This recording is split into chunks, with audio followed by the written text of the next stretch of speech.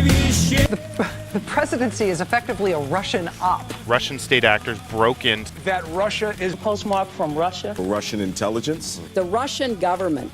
How is it that we got from here, The Cold War's been over for 20 years. all the way over to here? Russians using computer hacking and perhaps Vladimir Putin. Russia. Russian scum! Let's talk about that.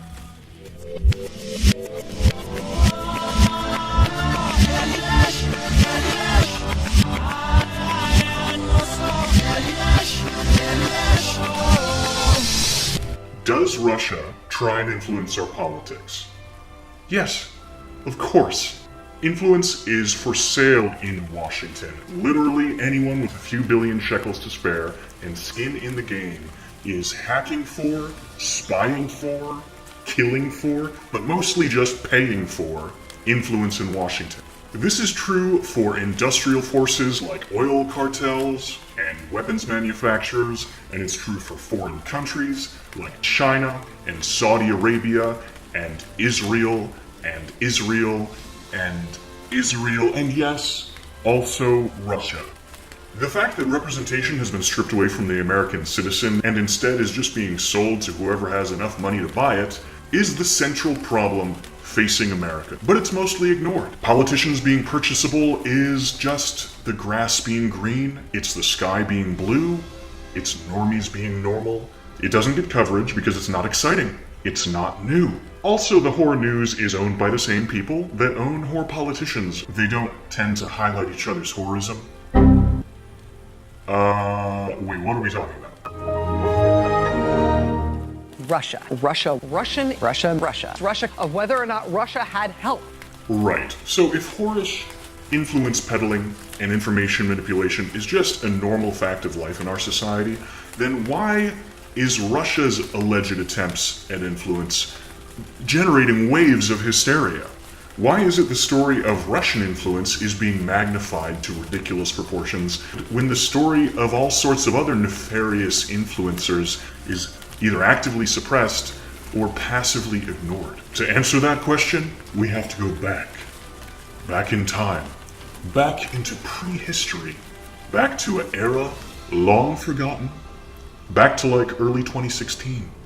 Okay, is Russia going to fight for Assad? Russia is fighting for Assad. Or are we going to fight with them to replace Assad? Wow. That day is coming.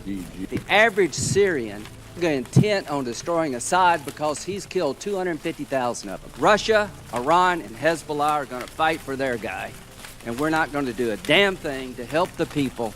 This is a sad day for America. Saving citizens from their oppressive dictators is the recurring story told to justify burning down nation after nation after nation, plunging the world into a deeper state of very lucrative chaos. And Syria? Syria is just next in line. Just one problem. With this particular nation, Russia has its back. Russia profits more if Syria doesn't burn to the ground. Our deep state manipulators profit more if it does. So with Russia standing in the way, Kimberly Graham and John Bomberan McCain, that old Beach Boys song, Bomberan, bom, bom, bom, bom. Anyway, need to sell Russia as an enemy to get that sweet, sweet, lucrative death and destruction that they so crave. Just one problem. The Russia's the enemy narrative, it wasn't catching on. If you can't sell the story that Russia is the enemy in boardrooms, you just go ahead and make Russia the enemy in the real world by employing tactics that are going to force conflict. You support a no-fly zone in Syria. I think a no-fly zone could save lives and could hasten the end of the conflict. For us to control all of the airspace in Syria would require us to go to war against Syria and Russia. You support a no-fly zone Against Syria and Russia. To go to war against Syria and Russia. We came, we saw, he died. Look. We came, we saw, against Syria and Russia. But in spite all of their efforts, the new red threat just was not catching on. That is, it wasn't catching on until Julian Assange and WikiLeaks are saying they're going to make a major announcement. It is, after all, October and an election in its 11th hour. The WikiLeaks were chock full of revelations about Hillary Clinton that would have been utterly damning had they been thoroughly explored by the media. But they were not thoroughly explored thanks to this very effective, very well coordinated, very evasive talking point. And what's really important about WikiLeaks is that the Russian government, they have hacked on the internet. When you see something postmarked from Russia, you should be afraid to open up the document. First off, for everyone who really thinks WikiLeaks is this, free-spirited, transparency organization, you can just put that to bed. They are a laundromat for Russian intelligence. Now you might be wondering, is that true? Can I trust this person? Why should I trust this person? Is this person trustworthy? Well, gee golly, those are great questions. Questions that I wish that you would ask every time you see one of these overcompensated corporate public relations meat puppets open their whore mouths. But sure, let's consider the claim. I mean, maybe. Or maybe it was a good-hearted, chubby Jewish IT guy that peered deep into the rat-infested soul of the Democratic Party as they used their immense powers of corruption to collude with news outlets to take an unwanted, illegitimately nominated, unelectable candidate and force her on the American voter, robbing the salivating horde of socialist snowflakes of their messiah, condemning Karl Marx's presidential ambitions to the fires of Auschwitz. Hashtag feel the burn. Oh, and then they put 2 fatal leaks in the back of this already leaky Jew.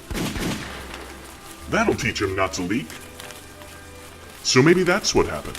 But probably not, thought Jake Tapper, aggressively. But in this video clip, Electronico, I am not trying to divine the source of the leaks, because I don't really care. The truth uttered by Russian lips is no less true, and the truth is Hillary Clinton was unelectably corrupt. The leaks merely gave us a clearer picture of her corruption and how various news outlets were colluding to promote her in spite of it. Anyway, at that point in time, right after the leak leaked, the Russian narrative was just a glimmer in John Podesta's eye, the cheese on his delicious pizza. It was just campaign spin, a diversion. It was not yet the dominating feature of the 24-hour news cycle. It had not yet gone full retard. But then... Donald Trump, elected President of the United States.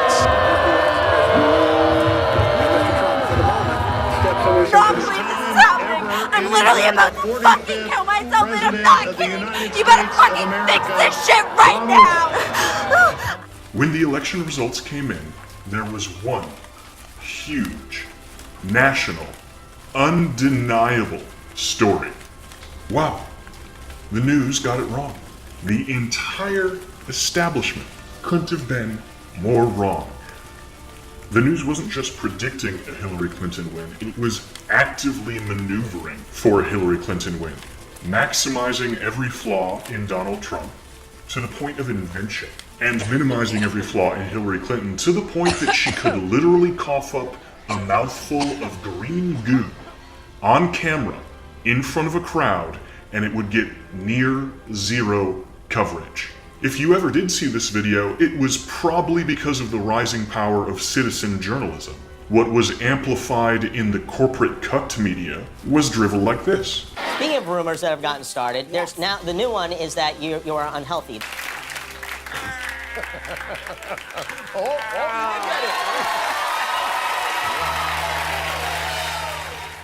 So in spite of the establishment's best efforts to push this barely animated corpse over the finish line, they lost.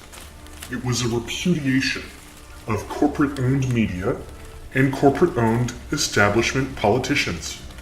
But when the story is, oh wow, people are finding new sources of information, you don't just go and say that. Them reporting on that is about as likely as Mr. Blitzer saying, hi, I'm just here to run interference for my tribe's supremacy project. Israel's nightmarish human rights violations aren't going to rationalize themselves. And that's how we met. It was Jake Tapper. We're both two young, hungry correspondents. That's exactly. Will Mr. Tapper ever explain to you about how having attention whorism at the center of your career ambition? Desperately trying to get on air. Any airtime at all. Desperately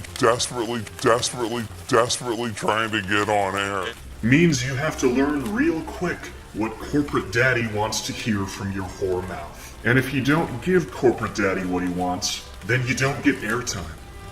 Desperately trying to get on air. Any airtime at all. The job is to not be liked.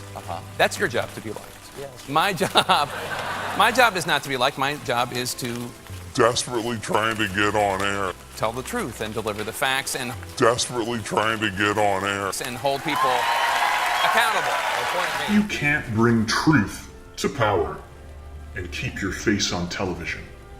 Will any of them ever admit that their journalistic integrity ends where their mammon-worshipping corporate overlords decides it ends, which is far short of anything relevant or empowering to their viewers? No.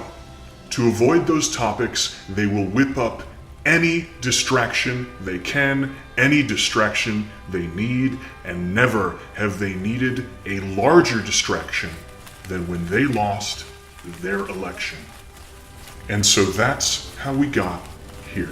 This country is about to be handed over to scum who are beholden to scum! Russian scum! Let's recap. Bureaucratic war profiteers are anxious to sink their fangs into their next victim, Syria. To do that, gotta sell Russia as an enemy.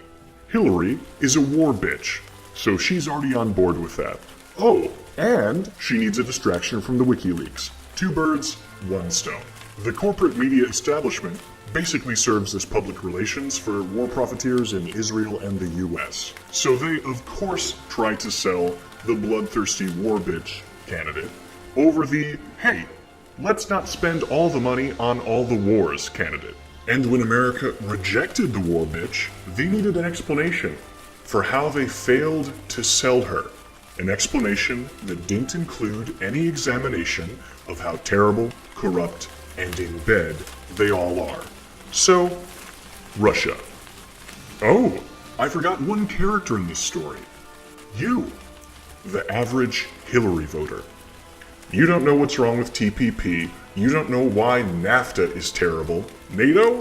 What's that? Are you paying for all of it? You don't know. Just a jumble of confusing letters, aren't they?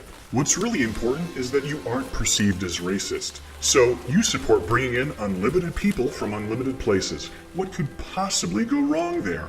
Literally nothing. Additionally, you're extremely not sexist. So voting for a candidate based on their possession of a vagina is very important to you. No matter that the lips of that vagina are spread wide for literally any Tom, Dick, or BB that is paying to play. After all, it is a woman's right to choose who she rents her country to. And for what price? I feel bad for you. I really do. In the absence of any real knowledge about any issues of importance, your mind is forced to generate an emotionally satisfying explanation for how your Saint Hillary lost to the cartoon of Donald Trump you have in your head. So now we get to be in a low-key Cold War with Russia, because you prefer that to any critical introspection whatsoever. Yay! Thanks.